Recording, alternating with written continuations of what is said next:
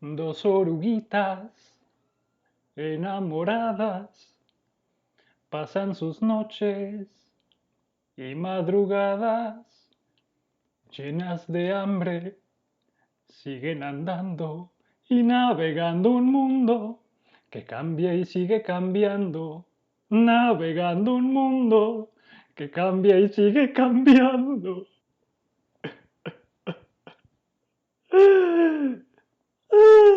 Hola, soy Nano y quiero contarte una historia de por qué las familias grandes apestan. Así que ya estamos por concluir 2021. Hay 30 o 40 géneros, pronto no podrás comprar la leche sin tu certificado de la octava vacuna, y Lin-Manuel Miranda trata de conquistar el cine para convertirse en el señor emperador de Latinoamérica a ojos de los anglosajones. Ok, al menos su música es buena. De modo que a menos que todavía estés muy asustado de cierto bicho como para ir al cine, a partir de esta Navidad podrás ver en Disney Plus y algunos sitios piratas, Encanto. Y como no tengo temor de Dios y ya nada me importa, yo lo hice en cines. ¿Es buena? ¿Me gustó? Me encantó. Pon entender. ¿Acaso es tan buena? No. Bueno, sí, pero no. Pero es que sí, pero es que no, es complicado. Ya me explico. Ambientada en nuestra Colombia querida, Encanto nos cuenta la historia de nuestra protagonista, Mirabel Madrigal, la oveja negra de la familia de los maravillosos Madrigal que se dedican a cuidar y proteger el pueblo local, formado por una población de desplazados protegida por un milagro que hizo crecer montañas alrededor del valle para protegerlos de las guerras y la violencia exterior, y que bendijo a la familia Madrigal con poderes especiales que los ayudan a cuidarlos. Esto es, cada vez que uno de los Madrigal alcanza cierta edad, el milagro los bendice con un poder especial, excepto por nuestra pequeña Mirabel, el único miembro de la familia que no recibe un don durante la ceremonia correspondiente, lo cual naturalmente le hace sentir inútil, rechazada, poco especial y poca cosa al lado del resto de su familia, hasta que un día el milagro que protege al pueblo y proporciona a los Madrigal con sus poderes empieza a flaquear, amenazando con la extinción de la magia, de modo que queda en manos de Mirabel cosita linda averiguar qué es lo que está ocurriendo y encontrar un modo de salvar el milagro, dándose cuenta de que ella es la clave de la crisis, ya sea como catalizador o como potencial salvación, así que básicamente algo así como los Vengadores dependiendo del interno. O de Ojo de Halcón. No es cierto, Ojo de Halcón ya quisiera ser tan útil como Mirabel. ¡Sí, lo dije! Lo que en mi opinión vuelve a esta película no más complicada, pero sí un poquito más difícil de describir que otras de Disney, es que la hicieron estructurada de una forma un poquito especial, lo cual tiene sentido tomando en cuenta sus referencias, pero ya llegaremos a eso. Y me he dado cuenta de que muchas personas también se han dado cuenta de que algo en ella se siente diferente, lo cual a algunos les cuadra y a otros no tanto, aparentemente sintiéndose un poquito floja para varios gustos, pero no dejando realmente de ser funcional. Lo que hay que tomar en cuenta respecto a Encanto es que, distinto a la mayoría de películas de Disney estándar, esta película está estructurada explícitamente para funcionar a base de conflicto interno manifestado en externo, sistema de magia mediante, no de conflicto externo aderezado con interno. Vaya, incluso podría decirse que la estructura se siente un poco Kishotenketsu, que para los que no sepan es la estructura dramática más común en los animes japoneses, que también tiene muchas cosas en común con bastante literatura latinoamericana clásica, pero me estoy adelantando otra vez. ¿Funciona la película con esta propuesta? Sí, y sólidamente, utilizando la casa y la magia como medio de estudio de personaje. Me atreveré a decir que de forma similar a como Elsa en Frozen convierte su conflicto interno en el conflicto externo de toda la trama, utilizando la magia como manifestación o medio de su estudio, solo que esta vez lo hacen con todo el cast, presentándolo de modo que el conflicto de la película no proviene de una amenaza externa, o de un villano o de un obstáculo similar. Diablos, el 90% de la aventura ni siquiera ocurre fuera de la misma casa, y lo que parece ser el conflicto externo, en este caso la magia que es amenazada, ni siquiera proviene de fuera, tiene su origen desde adentro y está relacionado con todos los miembros de la familia. Así que no voy a dar spoilers, pero básicamente formato de terapia. Se está volviendo muy popular esa cosa, ¿verdad? Que no es que eso esté mal, está bastante bien. Si han visto mi reseña de Shira y las princesas del poder, ya me han escuchado explicar el truco con ese formato, que aquí me parece se maneja bastante bien, pese a los peros que también procederé a explicar eventualmente. Otra de las cosas que hacen su estructuración un poquito diferente es que la presentación de la película parece un poquito más la de una obra de teatro musical que la de una película de Disney regular. La composición es básicamente una secuencia de escenas que se suceden una tras otra, montadas de forma relativamente abstracta y un poco demasiado fluida para lo que nos tienen acostumbrados. Esta presentación funciona porque su propósito es el estudio de personajes y conflicto interno. Es solo que no es para todos los gustos, y como no es el método Disney regular, muchos podrían sentir la película como una especie de pequeño caos. Así que insisto, esta presentación se parece un poquito más a la de una obra de teatro, y no es algo a lo que no estemos acostumbrados por puestas en escena, literatura latina o de nuevo el Kishotenketsu japonés. Es solo que no es lo típico de Disney, pero lo que hace que todo esto funcione, al menos en mi opinión, es el timing. El ritmo. La presentación pudo haber sido un pequeño desastre de no ser porque tuvieron un buen sentido de la fluidez. La película sabe bien cuánto tiempo quedarse en una escena, cuándo pasar a la siguiente, cuándo debe durar cada una, cómo interconectarlas todas y cómo mantener el impulso, el punch. En cinematografía se dice que el mejor efecto es el que no se nota y este es el caso. Pero si en algo siempre se nota un buen ritmo es en el humor. Y el humor en esta película es muy efectivo, es muy tierno, me encantó. Hacía tiempo que el humor rosa de una película de Disney no me dejaba con esa cosquillita tan agradable. Yo diría que Luca también tenía un poquito de eso. De hecho, ahora que menciono a Luca voy a decir algo en lo que tal vez estoy solo, pero a lo mejor pueden ver cómo es que me hace sentido. Si Luca es una película de Pixar que lo mismo podría ser de Estudio Ghibli, lo cual tiene sentido, tiene un film muy parecido, Encanto es una película de Disney que, por como la veo, lo mismo podría ser de Laika. Los temas, el tipo de personaje, el tipo de trama, el tipo de conflicto, el tipo de arco, incluso los visuales no me parecen demasiado alejados. Tú imagínatela con un estilo más anguloso en stop motion y a lo mejor podría colar. Podría ser una especie de cubo Box Trolls Paranorman cosa rara. Casi parece como si Laika hubiera hecho la preproducción, vendido a Disney y ellos lo hubieran terminado metiéndole canciones y animándola con su propio estilo visual. Acabo de compararlos con Laika, eso es un halagazo. Y seguidamente, ¿qué comentario estaría completo? Sin hablar de la música, sobre la cual no tengo nada negativo que decir, pero sin embargo creo que me voy a tener que subir al tren de la impopularidad al respecto. Porque aunque la música de Lin-Manuel Miranda siempre es sólida, creo que este es uno de sus trabajos más débiles. Aunque siendo justos esto no es mucho decir, ya que la barra de por sí está bastante alta, porque no es que la banda sonora esté mal, ni mucho menos, sino que sencillamente se nota que este es un soundtrack de pago, un cheque para comer, no un proyecto de pasión personal como Vivo o In the Heights, o Hamilton o yo que sé. Además también consideremos los otros soundtracks de pago que también ha hecho, Moana o El regreso de Mary Poppins. Coño, las canciones fueron discutiblemente lo único rescatable de esa puta película. Este tipo es un as, todo lo que toca se convierte en oro. Así que cuando digo que Encanto es su banda sonora más débil, lo digo en el mismo sentido en que La colina de las amapolas o Cuentos de Terramar son las películas más débiles de Estudio Ghibli. Son débiles para su estándar acostumbrado, pero siguen siendo bastante superiores al común denominador.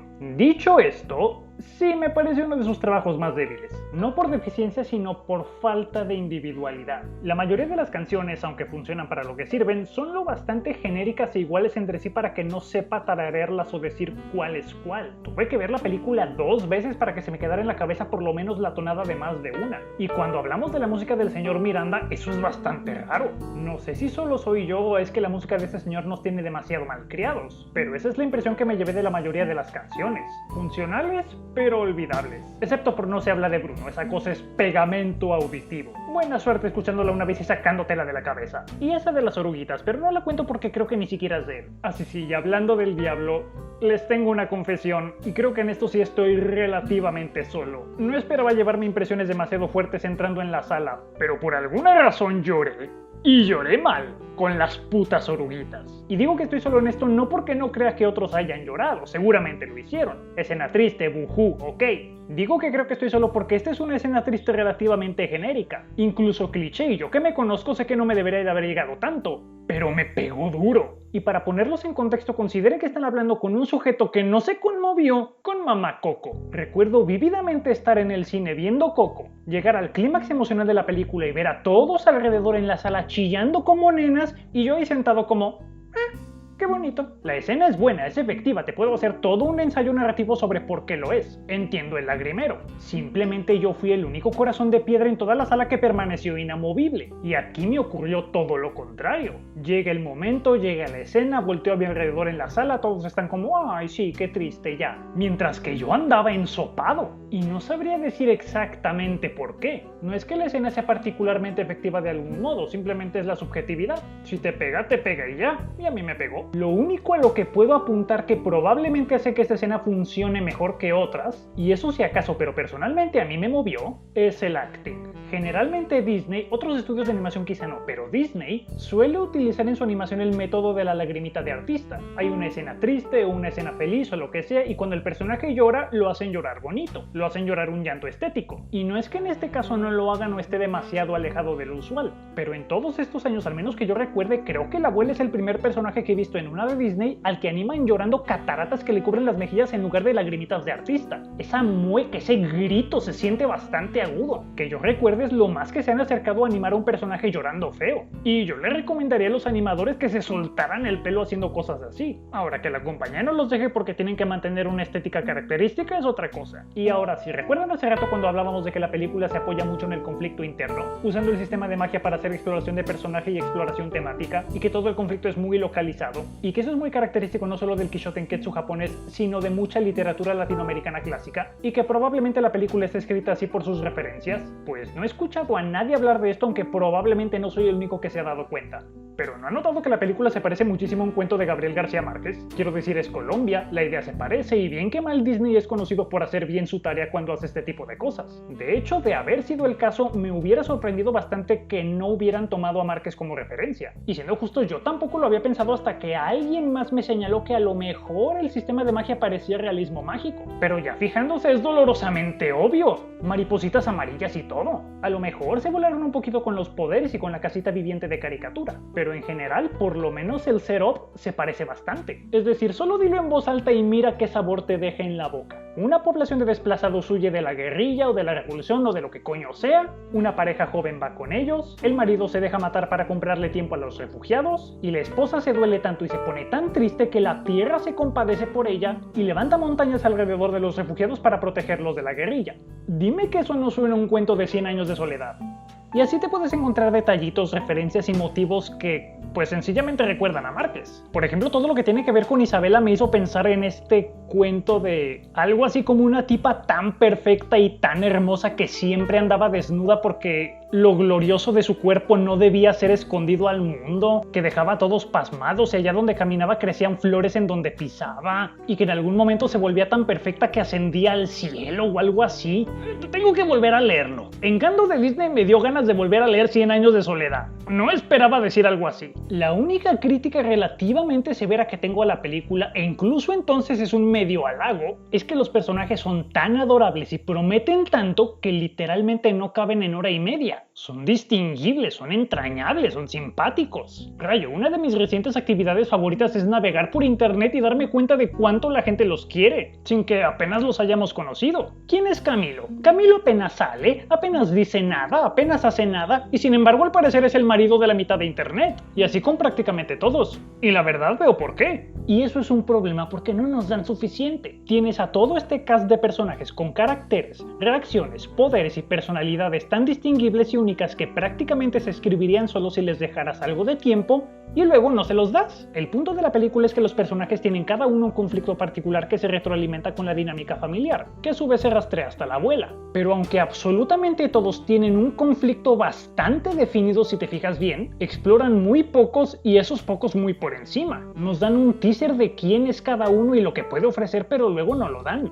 Quiero más Toñito, quiero más Luisa, quiero más Pepa, quiero más Dolores, quiero más Camilo, quiero más abuela. Caray, hasta quiero más de Mr. Marido Trofeo que no sabe con cuál prima quedarse más guapo. Esto es cosa de gusto personal, pero en particular quiero más de Isabela, porque yo que me conozco sé que ella podría haber sido mi personaje favorito absoluto. El tipo de arco que proponen para ella es de los que me maman. Es conflicto puro y duro desde el principio. Está seteado de forma perfecta para que no solo desarrolle su relación con Mirabel, sino con Dolores, con la abuela, con el más guapo este. Con lo poco que propone la película pudo fácilmente haber sido de ella o desarrollado a través de ella. Pudo haber sido a mi juicio el personaje más interesante de todos, porque es que hasta se toman el detalle de incluir información de la que no te das cuenta a menos que pongas mucha atención porque no te la explican, pero está ahí. Por ejemplo, la segunda vez que vi la película me di cuenta de que Isabela es la única de las nietas que se parece a la abuela de joven, y señorito más guapo también se parece bastante al abuelo. La película nunca te dice que la abuela esté tratando de revivir su juventud a través de Isabela o algo así, solo te dice que presiona a todos para servir a la familia, pero luego te das cuenta de detallitos así, de cómo probablemente está tratando de proyectarse a través de sus nietos y... ¡ah! ¡Qué potencial desperdiciado! A mi parecer esto pudo solucionarse de 3 formas. Número 1, no hagas una película, haz una serie. Número 2, haz una serie después de la película. Si se queda sola así es como Raya y el último dragón, demasiado que decir en muy poco tiempo. O número 3 y la más difícil, puedes sincronizarlo para que quepan todos los personajes y todos sus conflictos en hora y media sin que se queden cortos, pero tienes que reestructurar toda la película. El problema aquí es la costumbre de poner el foco exclusivo en un protagonista. Mirabel, con quien pasamos todo nuestro tiempo, se roba demasiado tiempo y está demasiado separada de la familia.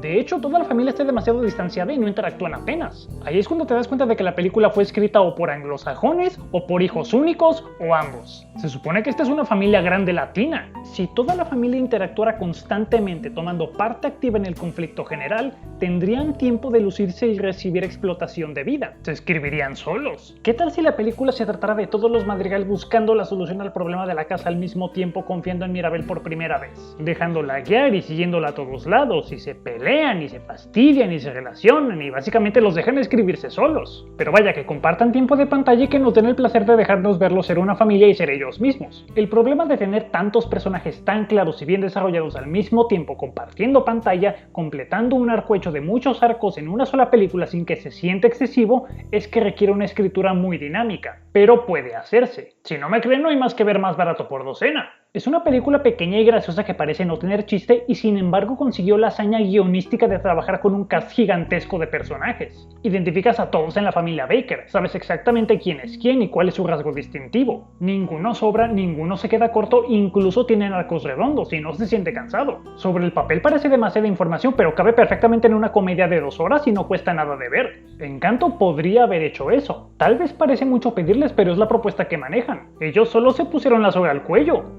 Denme Más barato por docena latino con superpoderes.